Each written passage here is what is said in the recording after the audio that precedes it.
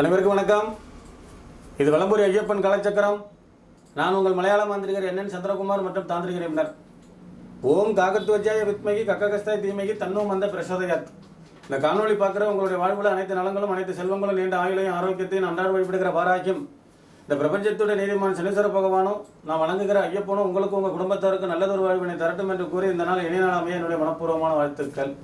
முதல் முறையாக இந்த காணொலியை நீங்கள் பார்க்குறதா இருந்தால் சப்ஸ்கிரைப் பண்ணி வச்சாங்க. இன்றைக்கி இந்த காணொலியில் நம்ம என்ன பார்க்க போகிறோம்னா, பொதுவாக ஒரு கணவன் மனைவி பிரச்சனையாக இருக்கட்டும், ஒரு பொருளாதார பிரச்சனையாக இருக்கட்டும், ஒரு தொழில் பிரச்சனையாக இருக்கட்டும், இல்லை வேறு ஏதேனும் இன்னல்கள் சிக்கல்கள் பில்லி சூனியம் ஏவல் செய்வன கண்திருஷ்டி ஓமல் காத்து கருப்பு இந்த மாதிரி பாதிக்கப்பட்டிருக்கிறவங்க இதை பண்ணி பயன்பெறலாம். இதை பண்ணுறதுனால என்ன நன்மைன்னு கேட்டிங்கன்னா, வீட்டில் இருக்கிற பொருளாதார முன்னேற்றம், கணவன் மனைவிக்குள்ள ஒற்றுமை, குலதெய்வத்தோட அனுகிரகம், இஷ்ட தெய்வத்தோட அனுகிரகம், இப்படி நோய் நொடிகள், தேவையில்லாத கருத்து வேறுபாடுகள், தேவையில்லாத விமர்சனங்கள் இதெல்லாமே இல்லாமல் போயிடும். அப்படி உள்ள ஒரு பரிகாரம். இதில் குலதெய்வத்தோட சித்தி பண்ணுற ஒரு முறை. எல்லாருக்குமே முதல்ல குலதெய்வம் வேணும், சரிங்களா? இப்போ ஒரு ஓட்ட பாத்திரத்தில் தண்ணி பிடிச்சிங்கன்னா அது என்ன ஆகும்? அந்த தண்ணி பூரா வெளியே போயிடும். அந்த தண்ணி நம்மக்கிட்ட நிரந்தரமாக இருக்கணும்னா அந்த பாத்திரத்தில் ஓட்டை இருக்கக்கூடாது. நம்ம இஷ்ட தெய்வத்தை என்னதான் வணங்கினாலும் குலதெய்வத்தினுடைய அனுகிரகம் இருந்தால் மட்டும்தான் நம்ம வாழ்க்கையில் அடுத்த கட்ட நகர்வு, அடுத்த கட்ட முன்னேற்றம் இதெல்லாம் பயன்பெற முடியும்.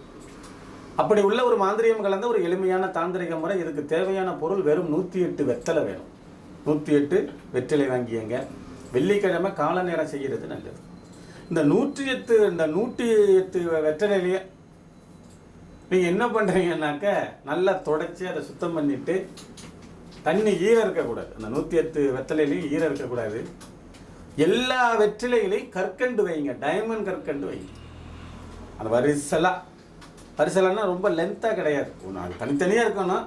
முதல்ல ஒரு 10 வெத்தலை, அப்புறம் அடுத்து இந்த மாதிரி நல்லா பரப்பிடுங்க. 108 வெத்தலையையும் நல்லா பரப்பி எல்லாத்துலேயும் டைமண்ட் கற்கண்டு வச்சு, அதுக்கு எழுத்த மாதிரி ஆணோ பெண்ணோ உட்காந்துக்கங்க.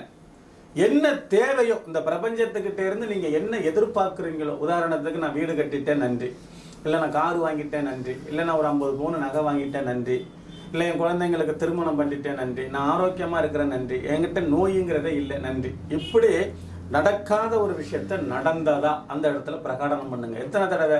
108 தடவை. இப்போ நான் வீடு கட்டிட்டேன் நன்றி அப்படிங்கிற வார்த்தையை 108 தடவை சொல்லுவோம்.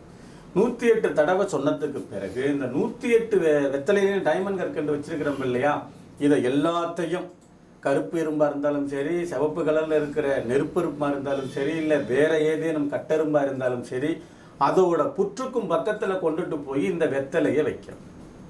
நான் சொல்கிற விளங்குதா உங்களுக்கு?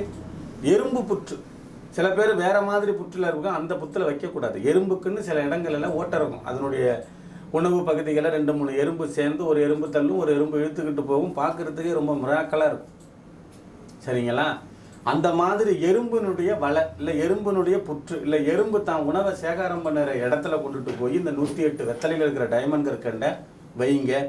அந்த வாயில்லா சிவராஜ் இப்போ என்ன சொல்லுது அப்படின்னு கேட்டிங்கன்னா, இதிகாசமாக இருக்கட்டும், புராணமாக இருக்கட்டும், மகாபாரதமாக இருக்கட்டும், குரானாக இருக்கட்டும், எதுவாக இருந்தாலும் கேட்க திறனற்ற உயிரினங்களுக்கு யார் ஒருத்தர் தானம் பண்ணுறாங்களோ அவங்க கடவுளுக்கு நிகரானவங்க அப்படின்னு சொல்கிறாங்க. இப்போ கேட்க உயிரற்ற உயிருக்குன்னா, இப்போ உங்களுக்கு ஒரு உதவி தேவைப்படுது, நீங்கள் கேட்டுறீங்க. உங்களுக்கு நான் ஏதாவது உதவி செய்கிறேன்னா உங்களுக்கு உதவி தேவைப்படுதுன்னு அர்த்தம், அதனால நான் செய்கிறேன். ஆனால் கேட்க திறனற்ற உயிருக்கு, வாயில்லா சிவராஜ், அதுக்கு கேட்க தெரியாது. எனக்கு பசிக்குது இதை கொடு, இல்லை எனக்கு இது தேவைப்படுது இதை கொடுன்னு தெரியாது. அதனால கேட்க திறனற்ற உயிருக்கு யார் ஒருத்தர் இந்த மாதிரி உணவளிக்கிறாங்களோ அவங்களுடைய பார்வை, அவங்களுடைய விஷயங்கள் எல்லாமே, அவங்கள பற்றின சிந்தனை, அவங்கள பற்றின விஷயங்கள் எல்லாம் கடவுள் பார்க்குறதா ஒரு விஷயம் இருக்குது.